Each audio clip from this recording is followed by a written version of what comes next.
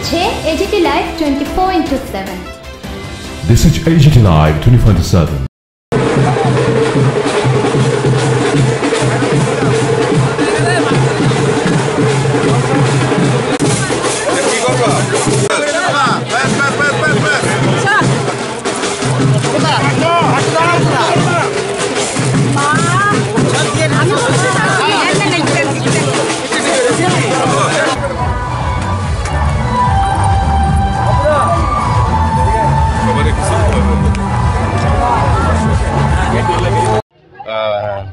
ভারতবর্ষের যশস্বী প্রধানমন্ত্রী 2024-এ আমাদের যে লক্ষ্যমাত্রা ছিল দেশের প্রধানমন্ত্রী বানানো তৃতীয়বারের জন্য, সেটা আমাদের কাছে একটা আমাদের যে সংকল্প, সেই সংকল্প সার্থক রূপ নিয়েছে।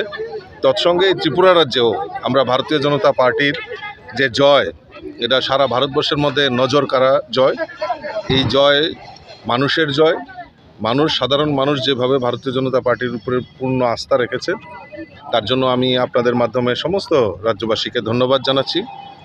আর পাশাপাশি আজকে বিভিন্ন জায়গায় আমাদের যারা মণ্ডলের কার্যকর্তা, জেলার কার্যকর্তা, তারা এই জয়টাকে উৎসবে পরিণত করার জন্য একটা বিজয় উৎসবের আয়োজন করেছে।